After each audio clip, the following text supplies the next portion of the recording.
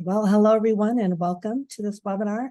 We're very excited to have with us both Rich Harrington, who is really heading up our product development and knows everything you need to know about Mylio Photos. He's well-versed, and he will be also sharing a bit about Mylio Photos and how it integrates well with Radiant Photo. We have Elia Locardi, who is a worldwide traveler. He seems to always be out and about. He just got back from Japan, and I understand you came back at 1 o'clock this morning. So hopefully Yeah, you're it was like a few hours ago to yeah. me. But yeah, no, it's time zones, I'm just Yep. never good at math, so I don't even keep track.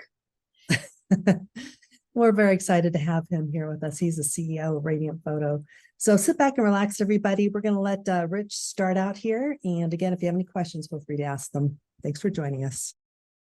Great. Well, welcome everyone. Eli and I are going to take turns screen sharing and show you a bunch of different techniques. I'm going to start off and jump in and tackle some things. And again, feel free to toss questions into the Q&A. We are showing a really cool bundle that's going on right now. So before I forget, in case you were thinking about it, whether you're an existing customer or a new customer, you can actually take advantage of this. So if you already own Mylio Photos, you could still buy the bundle, and support will adjust your end date. But if you go to our website and you click on the banner for special holiday bundle, that'll take you to this page, and you actually get 3 products: a year of Mylio, a year of Radiant Photo, and a year of ViewBug. And we had a webinar last week on what you can do with ViewBug. Radiant Photo is an AI image editor, and it works great with Mylio. They actually have presets built in to make it easier to work with it like a plugin. And ViewBug is a tool that helps you enter contests as well as make a portfolio and share your photos with other people. So you can check that all out. And there's also a print bundle and a couple of other cool things in there. So make sure you take a look at that, and it'll give you an idea on some of the great things you get with this. So you can just head on over to mylio.com. And that's on sale here for Black Friday. So I encourage you to check that out. Okay, let's jump in. So first off, I'm going to assume you guys are basically familiar with Mylio, but I'll give you the short version. I'm using Mylio Photos Plus, which allows me to connect all my devices. Now, I currently turn syncing off because when I'm giving a webinar, I just want to have all the performance into this machine. But normally, this computer I'm on connects to my MacBook and my Dell, which is back there, and this computer, which is in the office, and this computer, which I take on the road, and this iPhone, and this Android phone, and this iPad, and these backup vaults and travel drives. And that's kind of insane, except that's how a lot of us end up working. You probably don't have as many machines. I have to purposely push the product pretty hard, but you probably have a laptop or a tablet or a phone. And having everything in one place can be a bit overwhelming. How do I have access to everything? Well, what's really cool when we built this is we knew that we wanted Mylio Photos to be able to work seamlessly with all the other editing tools that were out there. We view Mylio Photos as more of an operating system to kind of keep all your devices and your photos connected in one library. But there's going to be times when you have challenges. So I'm going to go and do an old photo first. I'm going to jump in here, and I'm going to just take a picture from my wedding and find a picture that I want to enhance. Now, I'll do this one here. And I already did some basic edits here inside of Mylio. So let me just reset this image really quick. This was actually a scan from a negative. So Mylio Photos lets you work with old photos, and I scanned in a negative, and it looks pretty weird because this is what negative film looks like. I know, film, scary, right? So I can do an inversion, positive and negative. I could balance the channels and get this within the ballpark. And then I'll do just a basic crop to kind of get this basically where I want it to be. But as I look at this, I see a few problems. First off, there's some color cast left over, and it was our wedding day, so I'm pretty shiny. So, it was a long day, and I want to just make this look its best. So one of the things that we have here in Mylio is the ability to choose Photo Open With, and you'll see every tool that you have installed on your system. Now, I have a lot of photo tools because I need to make sure that everything works. But this is the one I end up using most often. And I go to Radiant Photo. And in Mylio Photos, I can choose what to hand off. Well, in this case, I don't want to hand off the original because I already made some edits in Mylio. I cropped it, I did the inversion. So I'm just going to hand off a copy. And in this case, you can decide the quality. So TIFF, Adobe RGB, and I can go to 16-bit. Elia, why is 16-bit color important? I know that Radiant Photo is designed to work in 16-bit. It can use 8-bit color, but it makes a big difference, right? Yeah, it makes a huge difference by literally an order of magnitude.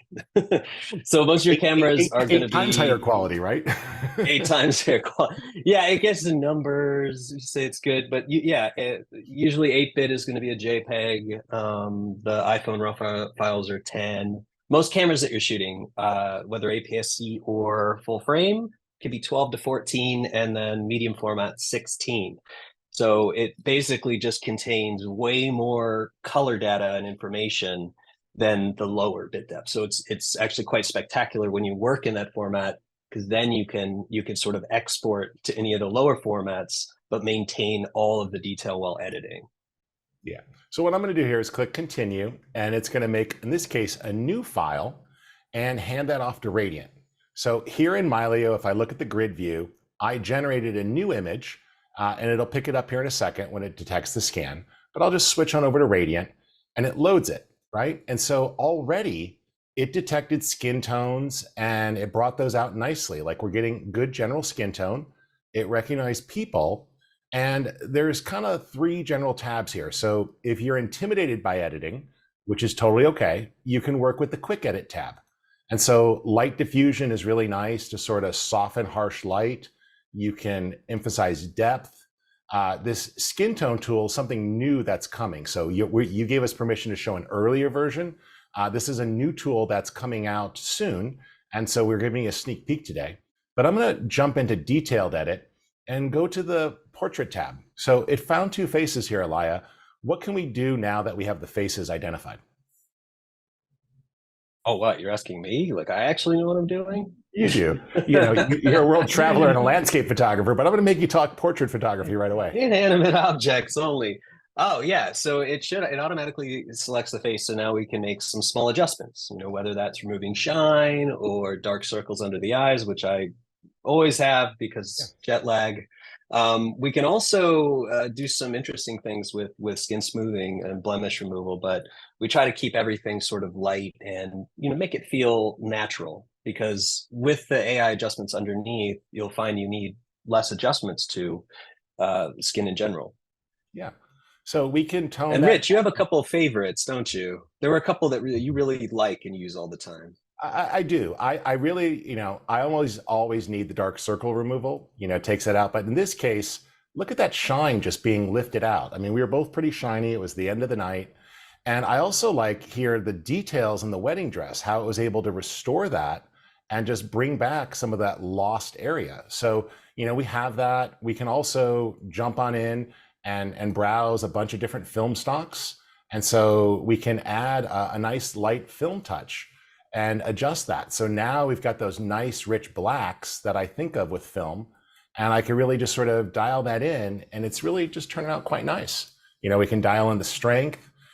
We can come in here and put a gentle vignette on that and adjust the strength of it for a very natural vignette, even moving the center of the vignette from, instead of being at the chest, more up here at eye level to kind of pull you into the faces. And then I'll just click save. And I like how you guys built in this preset here. Underscore display is specifically to work with Mylio Photos. When you save it as a display image, it will actually put that and use that as what Mylio Photos shows, even if you sent a raw photo over, which we'll do later. But I'll just click save. Yeah, it's pretty cool. I'm going to put that in as a 16-bit TIFF. So Adobe RGB is great, and save. And it hands off the file and puts it right back in the same folder. So later we're going to do a batch, but what I like is that Radiant Photo respects the folder order of where it came from. So if you open up a bunch of images from Mylio into Radiant Photo, they can be from all over your library, and it'll automatically tuck them right next to the originals in the correct folder. So that's one of the things that's great about working in Mylio Photos, is you have a real folder structure. In this case, you could be all over your library grabbing things or take an album of pictures, and it'll automatically put them back in the correct location. So tuck that in. Let's just jump in there, and it put the new picture in. And so that's going to actually scan and pick that up and it will drop that into the library. So as it does a scan here, it's going to detect and it will swap that out. So Mylio Photos will reach in. Here's one I did earlier. And so this was the original. And here was the enhancement where it picked up the details in the dress and just toned down the skin a little bit and brought out the skin tones. So when you use those external editors, you can also tell it to scan for changes if it doesn't pick it up. And so you can go in there and just have it look through your library, and that will kick off a scan, and then it will sync the changes in the folder, which is nice. So depending on what your Mylio Photos library is doing, it may take a second for the change to show up. But if I were to reveal this at the Finder level, and I'm just going to show you, it put them right there. Come on over a second. There we go. We just drag this over. There it is. You see it put them right there, right in the same actual folder. So I had my, original version where we were pretty shiny. And then I have the cleaned up version that toned that down, and it drops it right in the color space and everything else, and just drops it in, which is great. So that gives you that easy ability to sort of work with those files. So I think that works. Can you use Radiant to change the color of an item to make a rose red? Sure. You have a new HSL tool that'll let you kind of target colors. That's a tool that I know you guys are rolling out soon that'll make that easier. But it's not a paintbrush tool, but it does actually recognize vegetation. So let me show two products working together. So let's try this. I'm going to rely on AI, Elia, because there's nothing I like more than manually keywording, he said sarcastically. That's because I hate it. So that's one of the reasons I never got into stock photography. I mean, I know it's funny, but the idea of like keywording and oh man, and now it's gotten so much easier. And I'm, we are okay. The AI is not commanding us to do this. So I just typed in rose, and Mylio Photos used AI to find things that could have had rose in the file name, or that it recognized as a rose, or that it thought might be a rose. And, I'm now looking at this here. I just clicked over. And so, here's a raw file. I'll do this one. So I'll just say photo, open with Radiant Photo. And in this case, I'll hand off the raw file.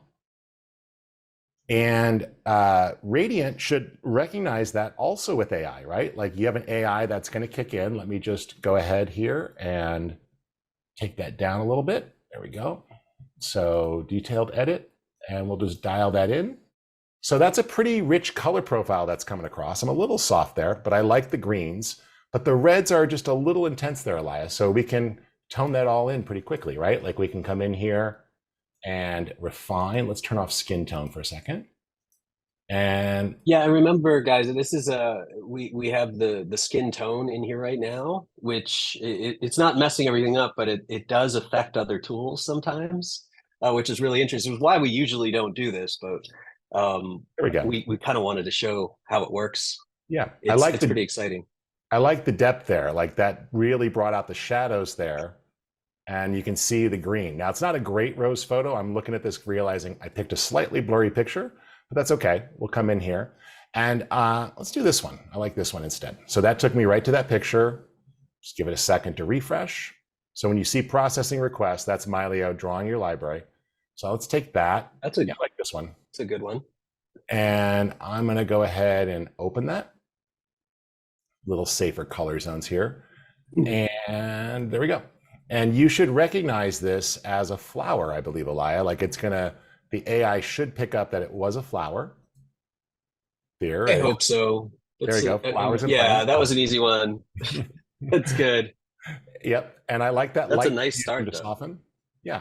Now I got a little spot here that I'll clean up, but that's solid. Like it was able to just bring out some of that texture.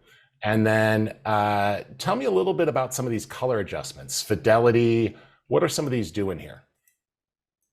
Well, to start, when you look where it says smart editing, the reason there's no masking in the software is because we don't need it. It's able to detect every edge, every pixel, and know what it is. So the first key thing is the detection kicks in. In this case, it was pretty obvious. It's flowers and plants. We have different detection models you'll see on the left side under smart presets. So that's the first thing. So a lot of the heavy lifting is done via those two, which we now have three, AI sliders without any masking. And then some of the other tools that we have in color and detail, things like fidelity, they're designed to either restore color back into images that are edited or preserve them. So a lot of us aren't aware sometimes that we're changing colors as we're editing something. So when you change the exposure, highlights, things like that, we're changing the colors. So Radiant Photos AI plus a few extra tools does its best to preserve that color underneath.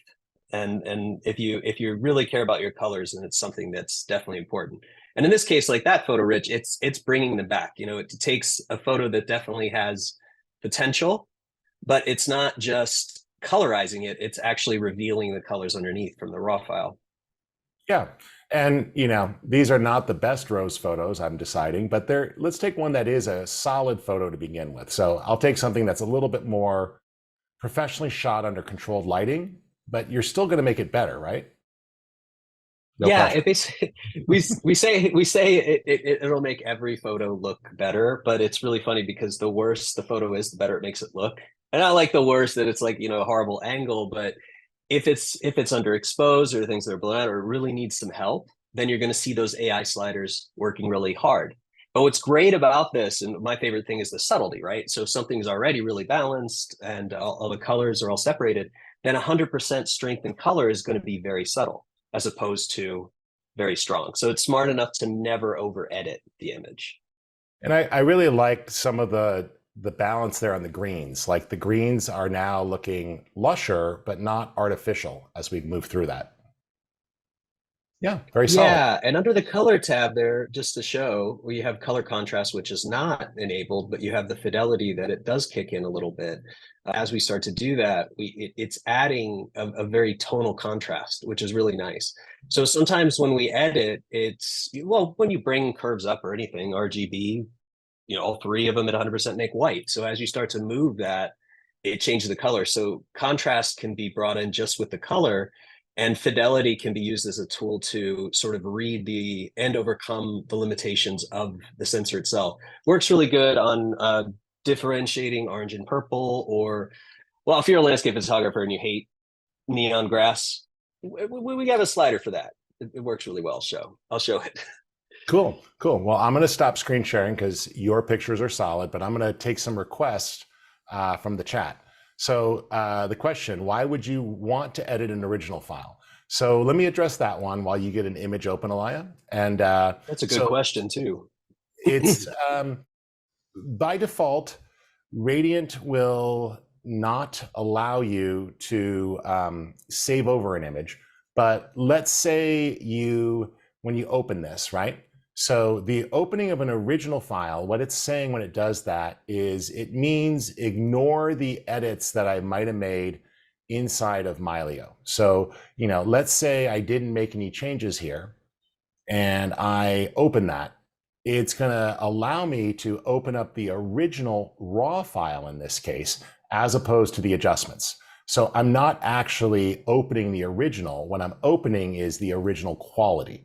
So as opposed to the one that had the Mylio edits applied to it.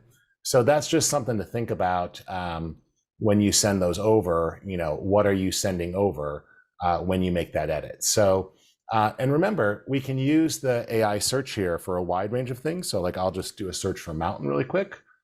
And if I can spell right, and the AI search kicks in. So it used AI object recognition as well as tags and keywords.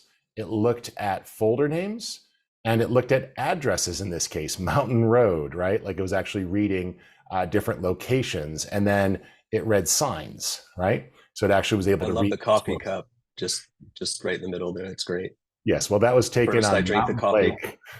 Then I did the things. Yes, I figured that was up your alley. So it's appropriate. Yeah, so if I click through, I'm now seeing pictures. So this was a recent trip to Canada on a lake. And so, you know, I might hand that off. And this is one of those pictures where it's kind of tough because there's a lot of everything that's the same here. There's just a whole lot of green and not a lot of depth, Elia. You know, I probably should have picked something with the sky, but I think this will be tough. So let's see how it did. So nice, it picked up the greens and put a little bit more depth in there.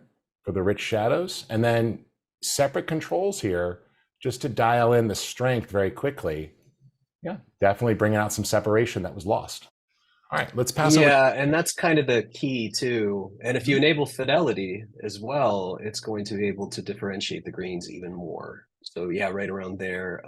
And if you change it to the standard, then it won't repair it. It's just going to preserve it.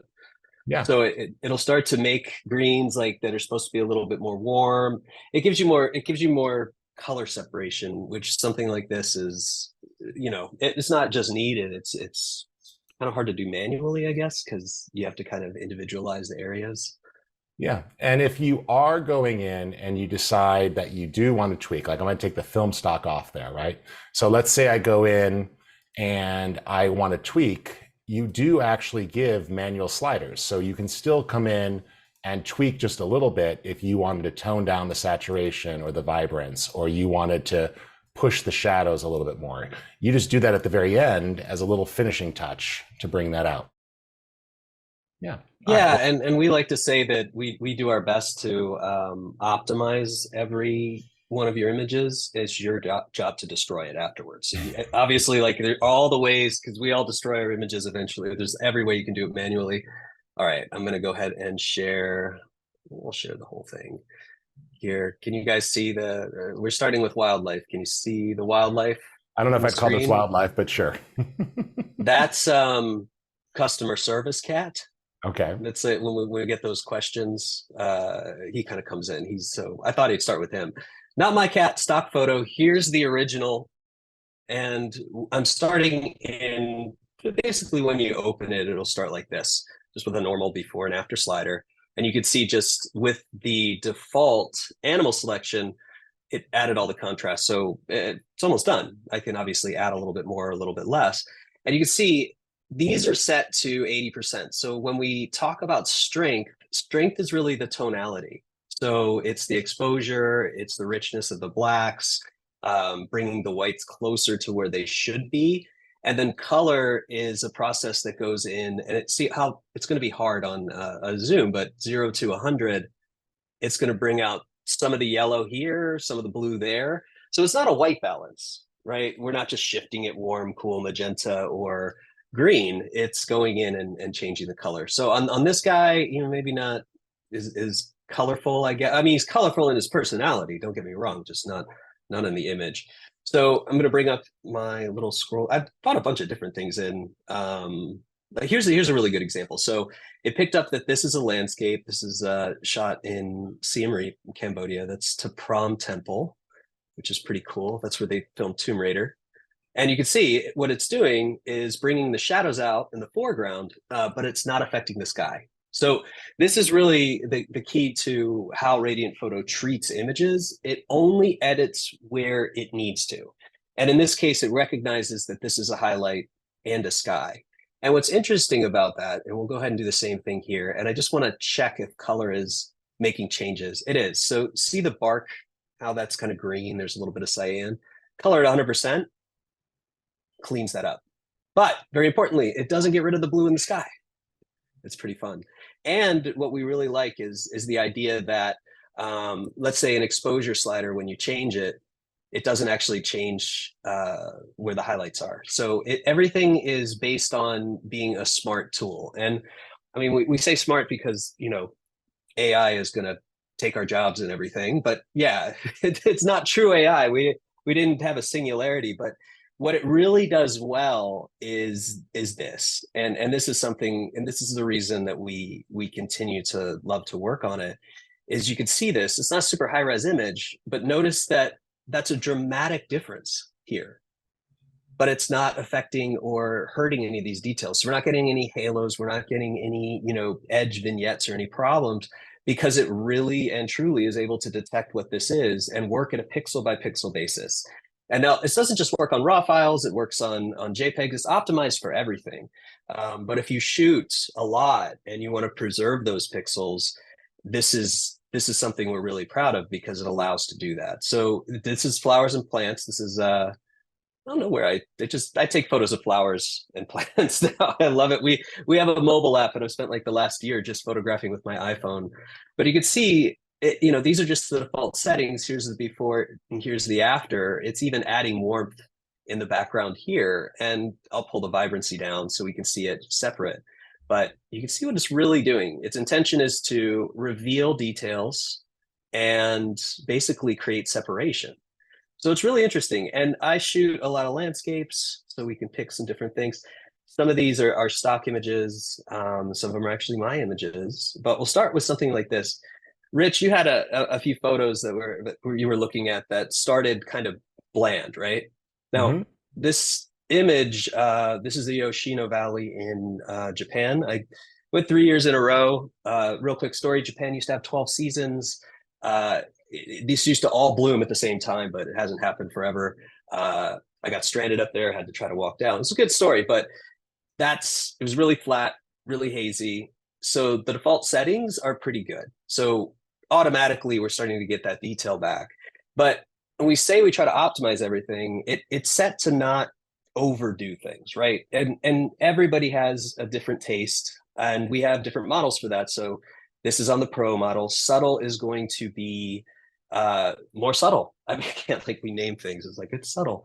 And then I'm creating a new one that'll be out soon called Finish. So just finishing tools, like when you only need a little bit of something. But what's cool about this is we have, set this white point, set this black point, and we haven't done anything else. So if I turn these up just a little bit more, again, color is going to be shifting that tonality, coming back, bringing that saturation in those places. But what's really cool about this is if I want to make more exposure adjustments, as I do that, you can see that it's maintaining the white. So this is really kind of critical. And what you'll see too is if something's not checked right here, so it's not enabled, it's making a prediction. So it's like, well, we're not saying you need to use this, but if you did. And light diffusion is a nice softening. You can see it softens those pixels. But you may notice, when you say soften, it doesn't blur them. It just kind of diffuses the light, right? Yeah, this isn't an Orton effect or anything. It doesn't soften the pixels. It's kind of like softening transitions of light. Kind of like you'd use light diffusion in a studio, right? Like it just softens it, makes it look a little bit more softbox. And the contrast is really interesting too, because it's going to prioritize definition. So when you start to change the exposure a lot, it is bringing everything back to a white, right? But if we add the depth back in, you can see that we get something from here to here, right? And if it started to pull highlights too close to the edge, we can move over to where Richard was there. We have skin tone and color. It's a little crowded right now because we're working on things, but you can see that light diffusion and depth are here. And now we have a couple other tools as well, like the white point and black point. So if I wanted to protect that white a little bit more, you can see that now I can just bring that down. So Radiant Photo the AI will maintain white and black, but sometimes we just want to bring it in a little bit. So this is a really nice tool for fine details. But Elia, we get into this. We had a question about noise. Oh, sure. Can you show that there is noise? Yeah. Noise in this image, but there was a question about it. Sure. Yeah. This says no noise has been detected on this one. I have to find a noisy image, but maybe let's see if something will detect noise. Oh, the street one. This one? The one with the woman on the street should definitely have one.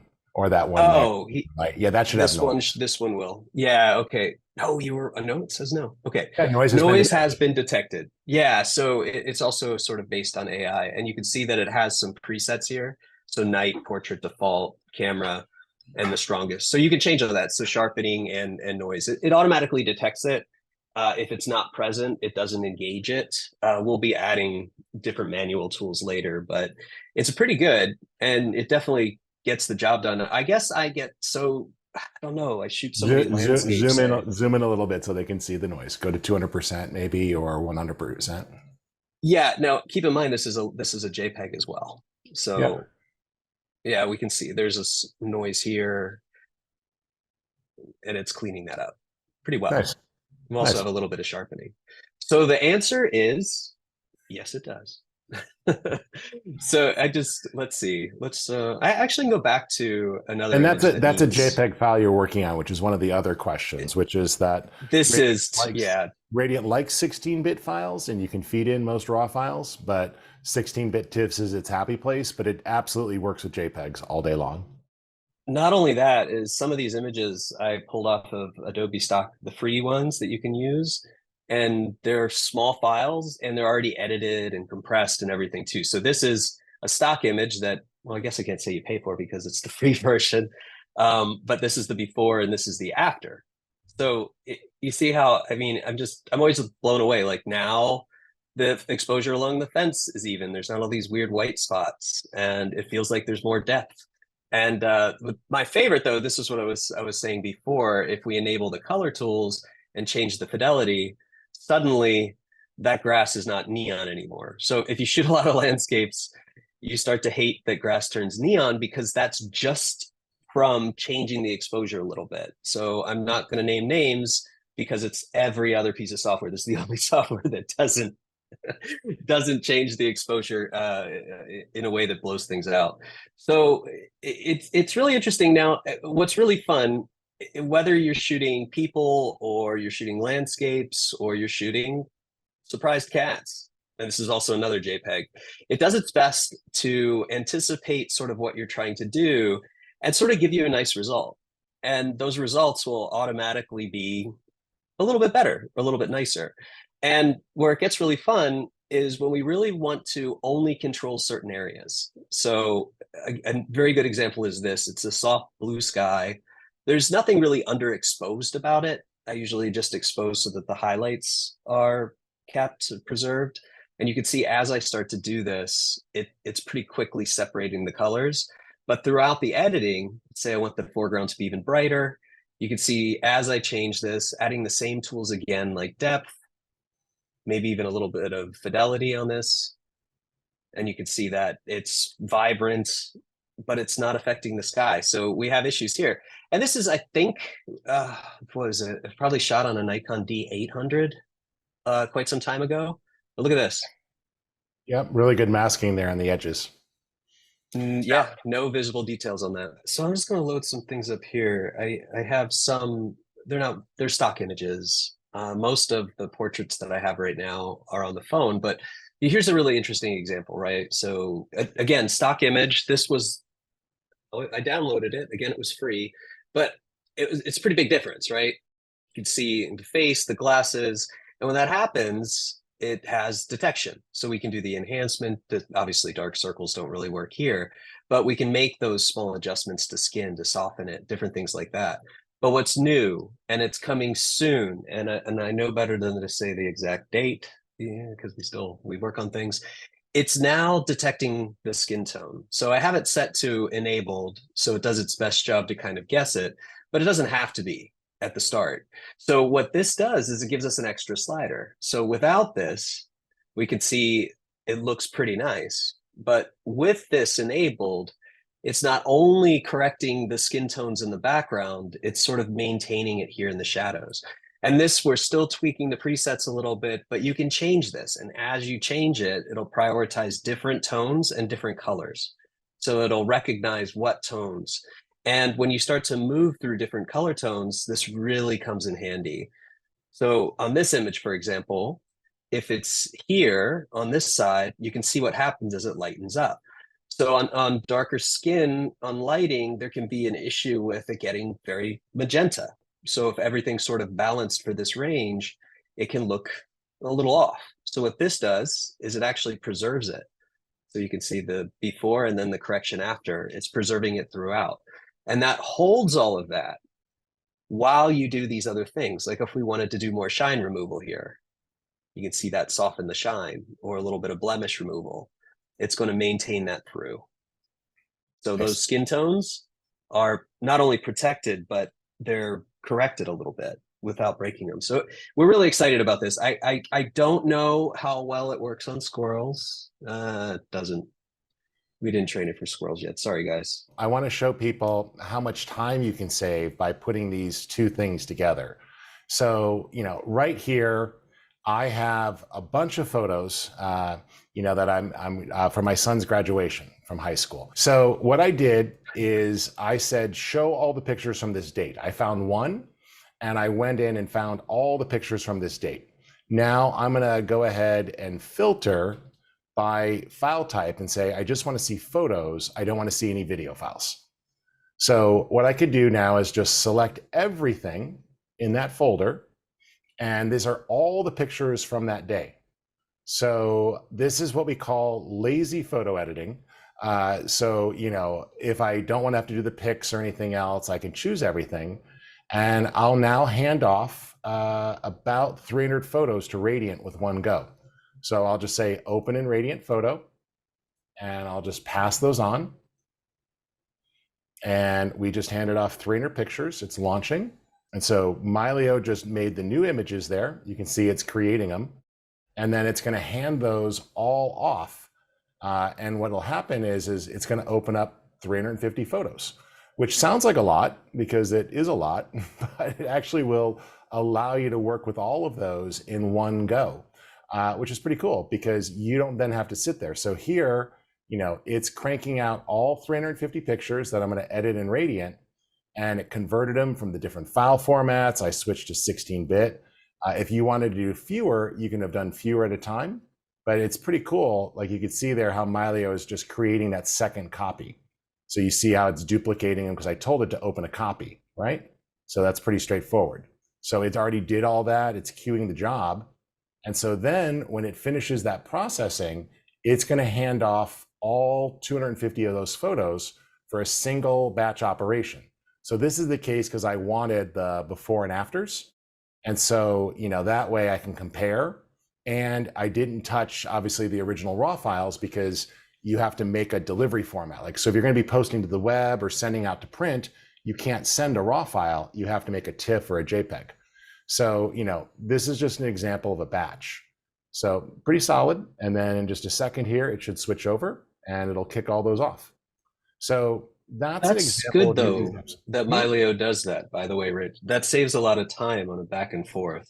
If it pre-makes the files, then it's just saving over it rather than having to recreate it each time and engage both software packages fully. That's actually nice. So it might take a little bit longer on the Mylio side, but it's not because it's slow. It's just it's prepping all these files. And Richard obviously he picked like 300 and made it the biggest file he could for a demo. So, I mean, that's the way we think. You're saying I'm cursing your demo cards, aren't you? I'm saying, well, we say you can edit all of your photos in Radiant Photo. The limitation is how many you're willing to do at the same time. Yeah. So that's an example of queuing up a batch. So we'll give this a second to kick over.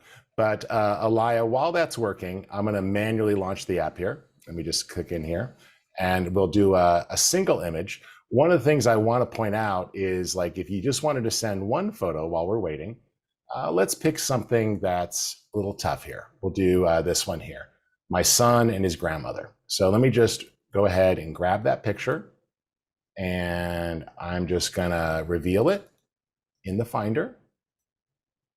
Oh, it's in Apple Photos. I can't. I'm just going to export that real quick. Apple Photos doesn't let us reveal in Finder, which is always fun. But we'll put out the unmodified original. There we go. Just save that out to the desktop. And grab that picture. There we go.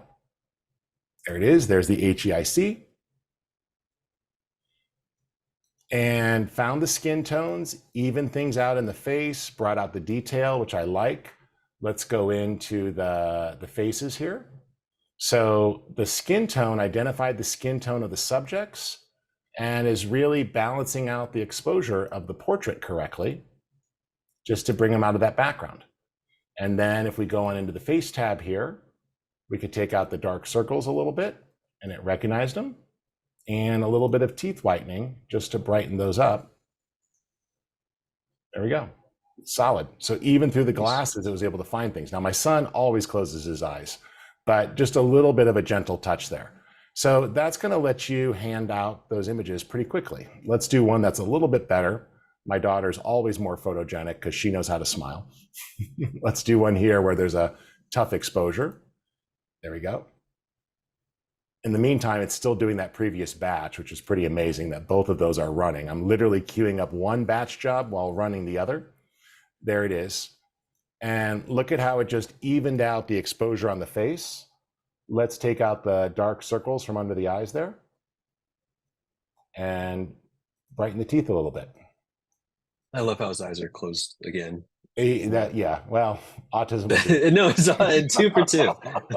Yeah, you know my kid. But this is what I mean. I take photos of my daughter all the time, but especially on mobile, it's not. I don't just take one and I'm like, oh, good, let's leave. I mean, I take so many. So when you can filter things through Mylio with the keywording, and then you can batch all of them in Radiant Photo, and it's done. You know, you don't have to worry about trying to pick the one that's the best before you edit. You can let the AI cull it a little bit and then just make them all look good. Yeah, let's find one here where he maybe is smiling. Nope, still not smiling. But that's about as close as he gets to a smile. But I like this with the background here of the tree. So as we send that over, his skin's a little hot. Let's just open that up. And it's going to balance out that split between him and the trees nicely. So it'll find the separation. And that definitely did a nice job. Oh, there's the batch. So all I had to do was wait long enough. So 351 files, guys. So that's faster than I still could have edited. So let's just put them side by side. So you have a compare view. And so as we go through, it's processing all those pictures from cell phone photos to that my wife took, which are definitely on the not super sharp side, to, as we get a little later, the more professional ones shot. And so we can actually jump from picture to picture. And so I see here that you're like background processing, Elia, right? Like, so that's 41 of 350. Yeah. So you can just keep jumping through and it will actually process the picture. So you can queue up a large job like that. There we go, it caught up. Hey, he's smiling. Yeah, good. Well, you can also think about it as a progression, right? And so if you're familiar with a Lightroom or any other, most software, right? You can sync settings. But if you think about, say you shot all the graduation, you have a few hundred and it's mostly, it's all shot outside. It doesn't have to be, like, it can be different lighting. That's what it does. It regulates everything. But by the time you edit 1, 2, maybe 3 images, you're pretty confident that all of them are going to look the same. So you can pick one, change the settings and sync, or as you edit, you can sync forward and show sync forward. That's one of my favorite things to do.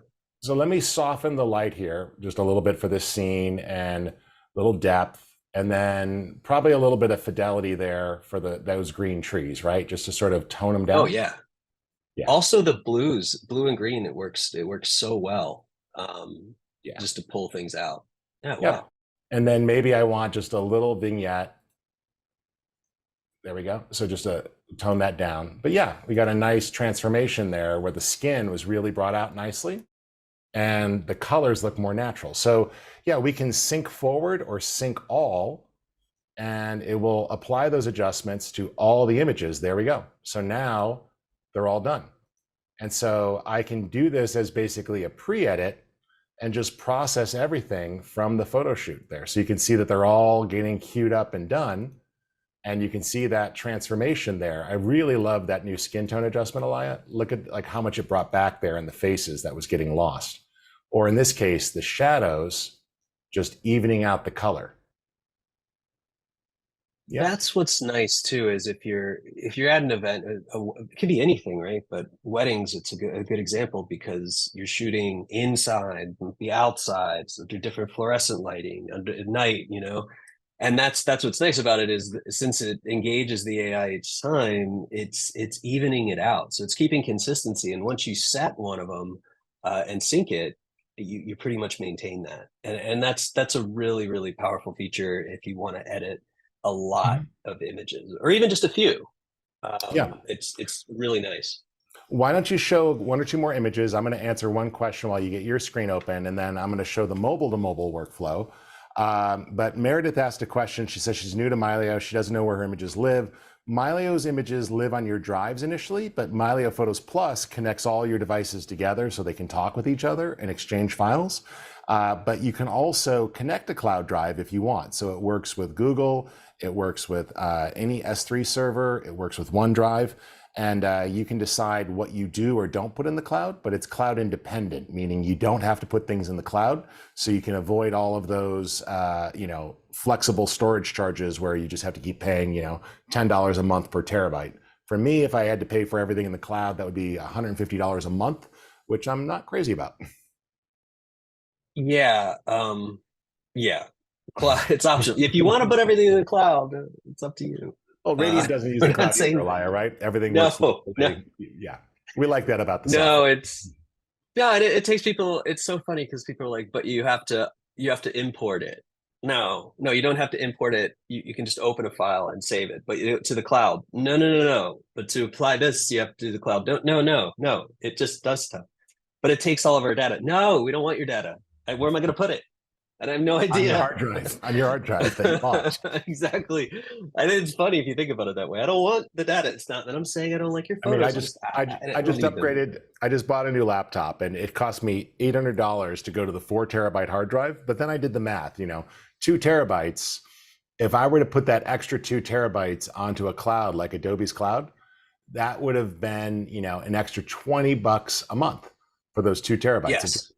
And over the course of the year, that would have been $240, just for those 2 terabytes, and that's kind of crazy. I mean, that just adds up quickly. It does. That's for like premium laptop SSD from Apple. I mean, I also bought a brand new 4 terabyte. Oof. Yeah, I closed my eyes and I mean, now that I have it, I for working on the road, I mean, yeah, it's great, but it's terrible. When you see, just close your eyes and click on it. It really does help having 4 is probably good. I love the sky there, the mountains versus the clouds. That's a great change. Yeah, and this is a good example because it's a really great spot. This is years and years ago before it became too popular, I guess, in the Dolomites. It's a very nice little Italian town, but yeah, there's nothing wrong with the exposure. The sky is kind of white. It's not the best time of day to shoot it, but the way it's able to bring out the detail. And if we look at some of those same tools before, I'll just kind of turn these down a little bit. Super contrast is like contrast, but super. If we add a little bit of light diffusion here, the real key is depth. And you can see depth takes the place of contrast and does a little bit more.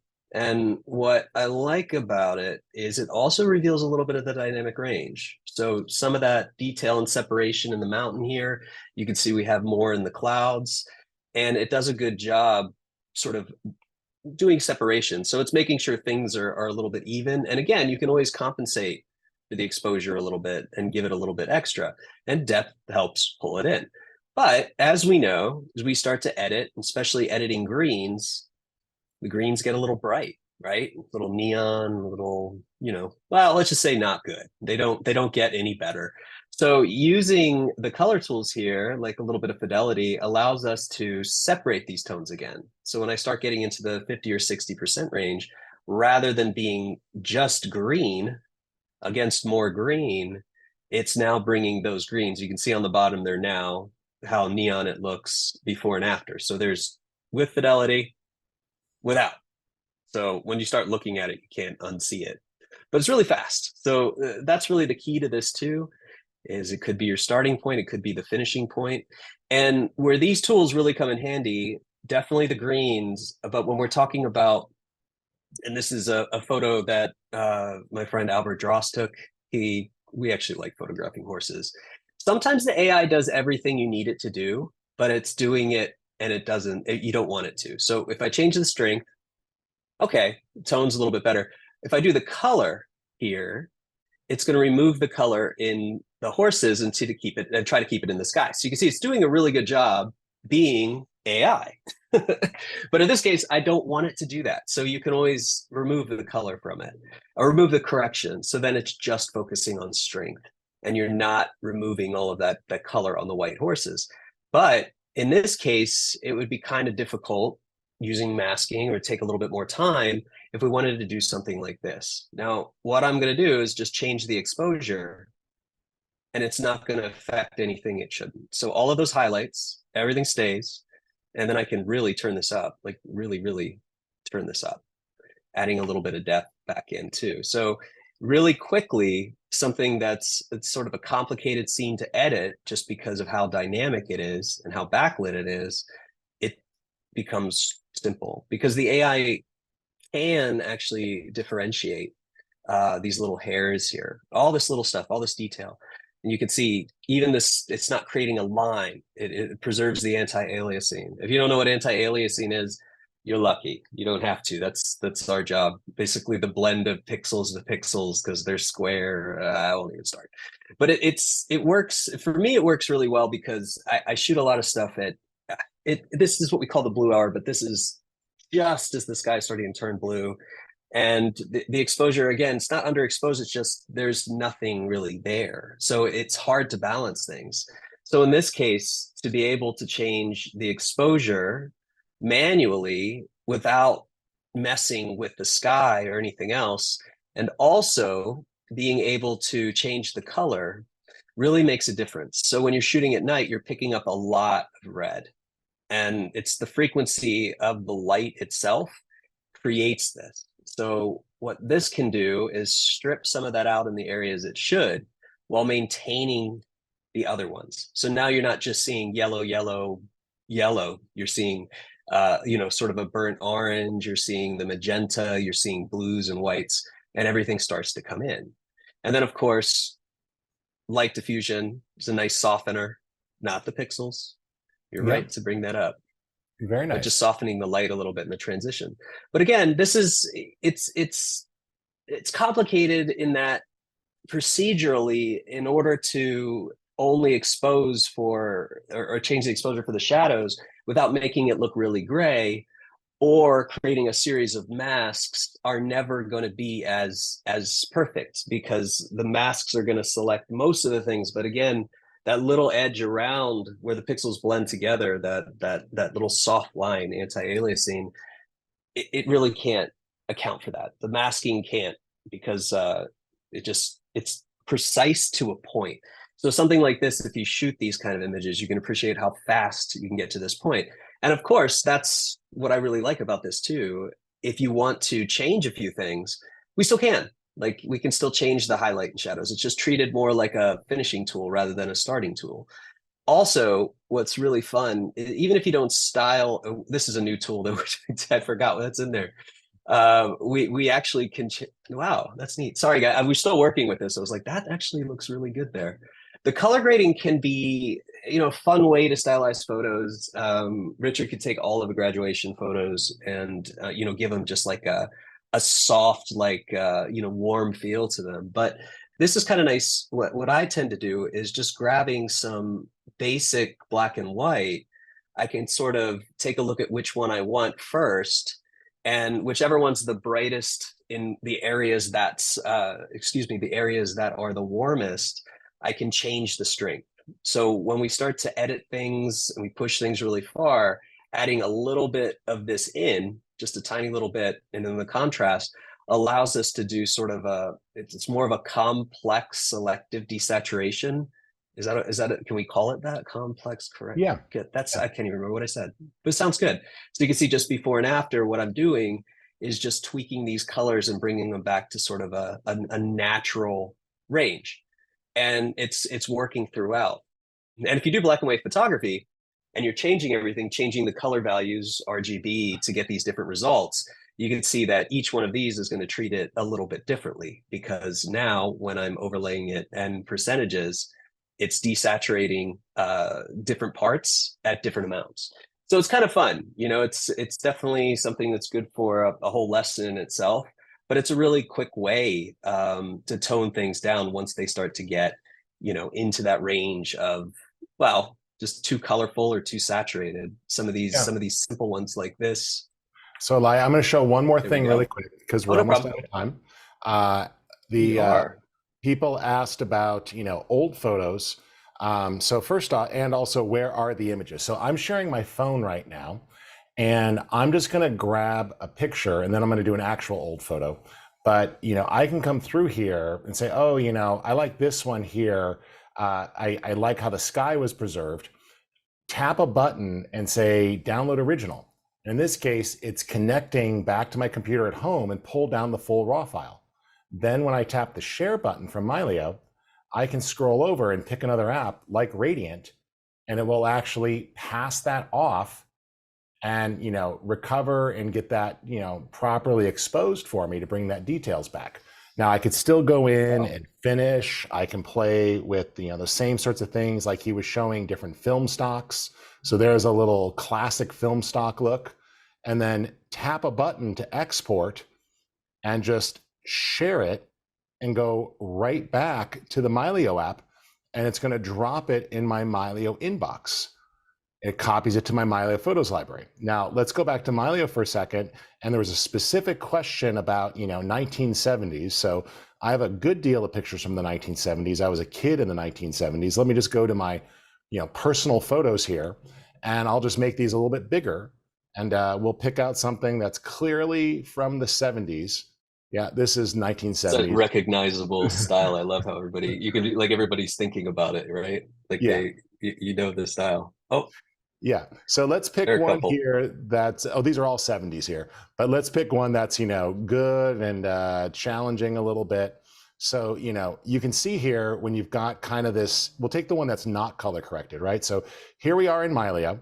And if you want to, before you send with Mylio, there's a great preset called auto color that'll kind of help get the colors balanced. And then what I'll do is just tap that button and hit send over to Radiant. And so this is a scanned JPEG, it's film, right? And so as I'm looking at that, look at how it just recovered some of those lost details and the highlights. It brought the shirts out. We're going to zoom in here a little bit to the faces, and we'll go into the portrait tools, and I'll just take advantage of, you know, let's tone down those dark circles a little bit on the eyes. And let's take a look at just the skin a little bit. We'll do a little bit of skin smoothing to cut down on some of the noise. There's actually a red eye removal tool, which, you know, we can go under and we can, you know, clean some stuff up, or we can look here under skin there and just do a little blemish removal. And so look at it, cleaned up all that noise there in the skin. So that's me with pizza on my face as a younger child. But you see that cleanup there? Not bad, right? Like we were able to take all that noise, and Radiant was able to take all that noise and just tone it down. So here's a lower quality JPEG. And then we'll go in and just jump on into the looks. And, you know, if you want to do black and white, you guys have different recipes there, Elia, optimized for different parts, as you were showing, right? So you can go in and dial that in, and then, you know, play with the strength or the amount of color, you know, so I could tone down the saturation or the contrast and just dial that in, or go with a regular color film stock. There's a nice classic film. Maybe I want just a touch more saturation in that and tone down the strength of the film. But if we look at the before and after, it's definitely cleaned up all sorts of issues, right? Then I'll just tap a button, send it right back to the Mylio inbox. And if I need to keep editing inside of Mylio, I can, because now when I switch to Mylio, those are in my inbox, which is just a folder at the top of your library, Mylio inbox. And so if we open that up, they'll appear right there in the list, right at the top. There they were. And so, if you want your photos to look 1970s, if you go to the I think it's the vintage tab in the color grading there, we have, there's a specific one that says 1970. So if you're trying to go the other way, you can do that too. Yeah. And we can come in here and adjust the radius here, and, you know, really just sort of paint right out the red eyes there if need be, like it found the red eye, and you can adjust the sensitivity of that. But, you know, we were able to definitely improve that picture. So there was a 1970s old photo. There was that newer image, but you see they both come right back into Mylio right there in the inbox. And then if you need to move them, that's simple. Just, you know, come on in, tap on the photo, tap the move to folder button. And so you could just say move to folder, and I could start to type the location. I could say scans. Oh yeah, photo library main, scans, perfect. and then I can locate that, right? Or I can go, oh wait, no, it's not that one. It must be the other one, that one. Scans, and there's that whole folder tree. Oh, personal photos, there we go, right? See, I can see everything all in one place, and then I can locate where that came from. And I think that was 1979. And I'll just tap and send it right back. And it actually moves it on all my drives. So you can make these two apps work together really well. So Elia, I'm just going to put the offer up here that we have a special going right now. And thank you for joining us today. Elia, I know we showed a couple of tools that are coming in a future update. I know better as a software person to ask you not when, but the fact that we're showing them means that they must be close. Yeah, I feel like we're really close. We do a lot of testing. It's not just testing, but then because it is a AI correction, we tune presets, which means we test it across all sorts of images. And that's why I have like low res stock images, I have different raw files.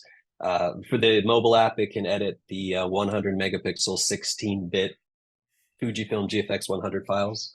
So we made sure that works. Yeah, it's almost there. I can't say when. Soon can be ish. Soon. So ish. I think we answered most of the questions. There was one about, when you sync, a lot of the presets are still AI driven. So when you sync, you're syncing a target value. So if the picture was more or less exposed, it'll compensate. So they're not absolute values. So I think Elia, you showed several examples today where, like, as you adjusted the exposure, it only targeted certain areas for adjustments. So there you go. And I already own Mylio Photos Plus as a subscriber as well as Radiant. Can I still take advantage of the promo? Well, yeah. So what you can get there then is you would already have Radiant, so you would end up with a copy, a 1-year license of Radiant you can give to someone. You would end up with ViewBug, which you didn't have, and you can extend your Mylio Photos subscription by a year.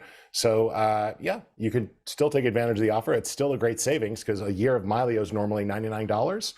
That would give you a year of ViewBug, a copy of Radiant you can give away, Peter, and you can also get advantage of the print add-on here that they're doing a print bundle. So take a look at that and just click Get the Bundle, and it'll explain exactly what you're getting, and you guys can pick that up. So there it is down there. What's included in the bundle? There you go. Okay, so cool. Any other questions we missed, Lori? I see one on infrared. I don't think we have color swap yet for infrared, but that's something we're looking at. I know, Elia, you could do that with LUTs for some of those transformations. Infrared is something that you've dabbled with a little here and there, but it's not in the product right now. But I think we answered all the other questions. So Lori or Aaron, do we miss any other questions that needed answering? Nope, all the answers have been answered. So thank you. Great. Well, Elia, thanks for joining us. And I hope people take a look at the bundle and consider picking this up. It should be a great deal worth adding. Yeah, definitely. All right. Thanks, guys.